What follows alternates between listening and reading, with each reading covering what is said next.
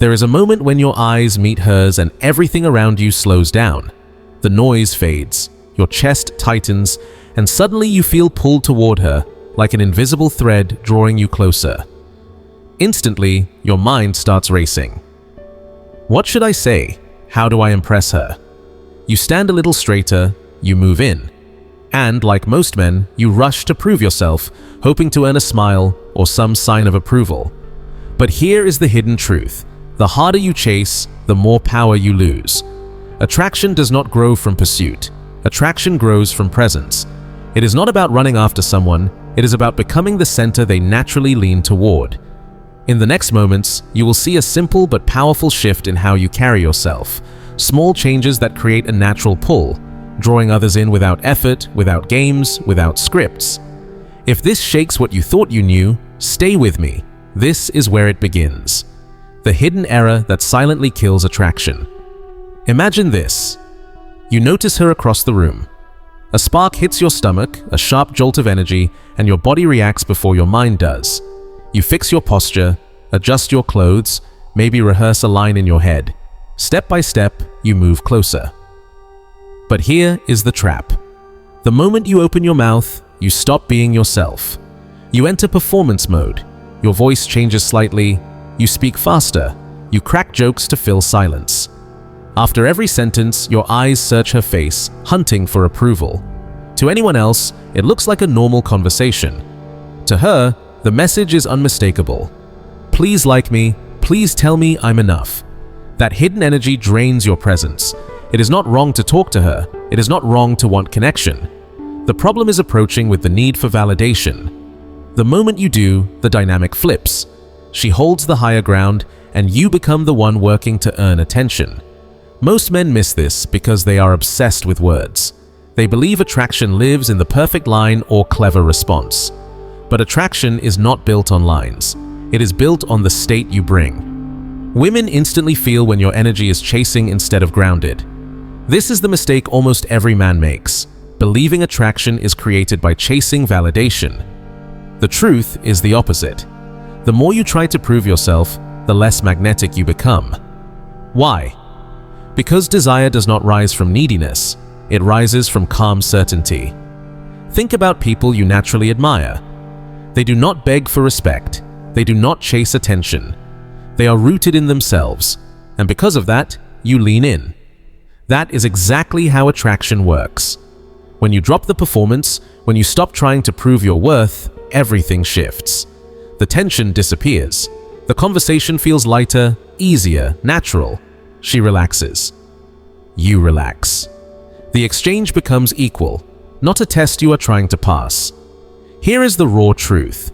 Attraction does not reward effort driven by insecurity. It responds to a man who does not need permission to feel valuable. Quiet confidence. Calm presence. Strength without noise. Be the center, not the chaser. The gravity principle. Think about space. The sun does not chase planets. It does not beg them to stay or shout for attention. It simply exists with such steady power that everything is drawn to it naturally. The planets orbit because the sun is constant. It does not try to impress. It shines, and that is enough. Now look at how most men approach attraction. They do the opposite. They chase. They cancel plans. Rewrite texts again and again. Spend money they do not have, all to pull someone closer. But the more you chase, the less power you hold. Instead of being the sun, you become the satellite, spinning around someone else's gravity. And when you orbit someone, you are not in control. True attraction comes from being centered, from having weight.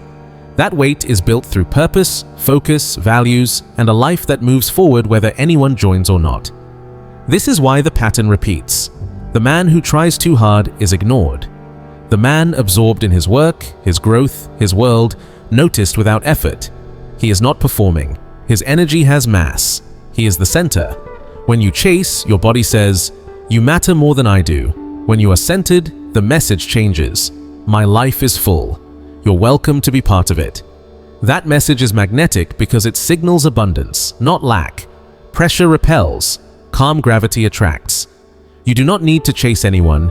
You do not need lines or desperation. Power begins the moment you stop orbiting others and become the center yourself. The pull of empty space. Now let's flip the script. The method is simple. Stop chasing. That means cutting subtle habits that leak power.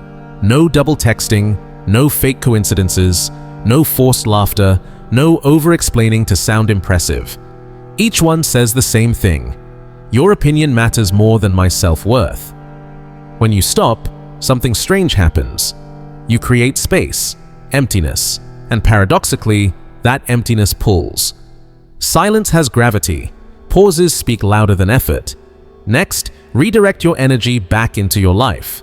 Train, build, create, focus, laugh, grow, become full.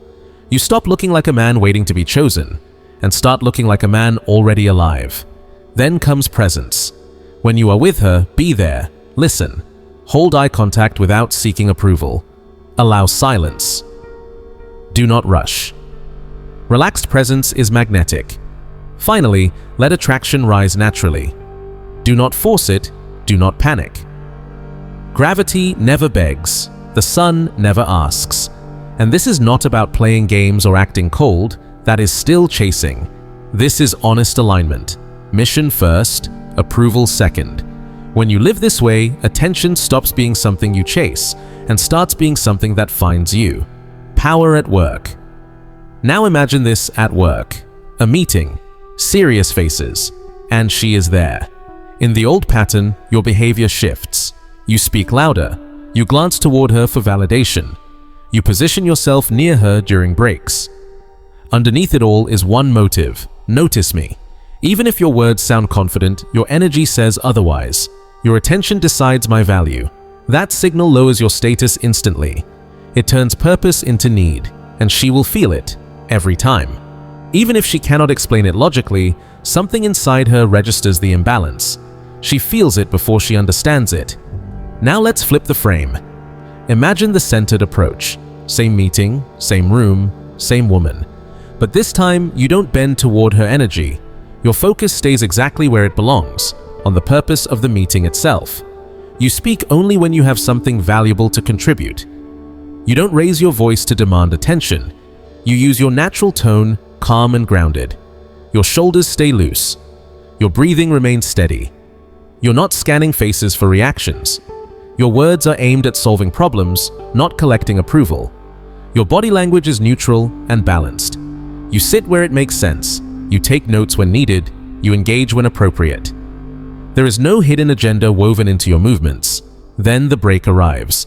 The old version of you would begin orbiting the room, timing your steps to accidentally cross her path, pouring a drink because she did, forcing a casual opener just to create contact. But the centered version moves naturally. Maybe you go to the coffee machine because you want coffee. Maybe you talk with a teammate about the project. Maybe you sit quietly with your notes. None of these actions are performances. They are simply real. And here is the shift. Without you trying to engineer anything, she begins to notice. She sees that you're grounded in your lane. She notices that you're not chasing her attention like others might. That lack of need creates a space, a void, and inside that void, curiosity forms. Suddenly, she drifts closer. She asks you a question she could ask anyone. She lingers just a bit longer than necessary. What changed? Nothing on the surface. You didn't add effort, you didn't push, you didn't try to be attractive, you simply stayed centered. You showed up for the mission, not for validation. And that difference is magnetic because it's felt, not spoken. This is why the principle of the magnetic void works so powerfully in professional environments. People feel when you are steady. You don't need to announce your value or perform confidence. Your calm presence does the work. You stop spinning like a satellite and instead hold the position of the sun, steady, grounded, unshaken, while others naturally find themselves drawn into your orbit. Attraction without effort. Now let's step outside the workplace into a more relaxed setting. Picture this. You walk into a party. The music creates a steady rhythm, energetic but not overwhelming. People are scattered around the room, friends laughing in groups, conversations flowing over drinks, sometimes people standing alone, simply observing. And then you notice her, the woman who instantly pulls your focus. In the old pattern, your mind immediately starts running. How do I get closer? What should I say? Maybe I'll compliment her, maybe I'll comment on the music. Should I grab a drink first so I look relaxed? You begin tracking her movements, watching where she goes, waiting for the right moment. Every time she laughs at someone else's joke, you take mental notes, already planning how to recreate that effect. When you finally approach, your smile may look confident, but underneath, you're tense. You're working to keep her entertained. You add extra jokes, you nod too fast, you constantly adjust based on her reactions. To her, it doesn't feel smooth, it feels heavy. Not because you're boring, but because the energy behind it is needy. And chasing always carries weight. Now flip it to the centered way. Same party, same atmosphere, same woman. But this time, you're not treating the night like a mission to win her attention. You're actually enjoying yourself. You talk with friends, you laugh at things you genuinely find funny, you move naturally through the room, joining conversations without overthinking. You're present, not trapped in your head writing imaginary scripts. Then it happens. You cross paths, maybe at the drinks table, maybe through mutual friends. This time, you don't rush in like a salesman delivering a pitch. You meet her eyes calmly. You hold the contact for a moment. You greet her the way you would anyone else. Grounded, simple, human. You say hello, you let the conversation breathe. You don't force direction. Sometimes it flows for minutes, sometimes it's brief. Either way, you're not secretly grading yourself, asking, does she like me yet? You listen, you speak honestly. You're at ease with however it unfolds. Now suppose you exchange numbers before the night ends. This is where most men fall back into the old pattern. They leave the party and turn their life into a waiting room, staring at their phone, refreshing social media, wondering what she's doing. Their entire mental world begins orbiting her attention, and slowly, that pressure kills the spark. But the centered man returns to his rhythm, his work, his training, his friends, his projects. If she texts, he responds naturally. If she doesn't, he doesn't spiral, because his worth doesn't shrink in the absence of her attention. His life is already full, and that fullness, that independence, is magnetic. People can feel it. This is the truth most men miss. Attraction does not grow from performance.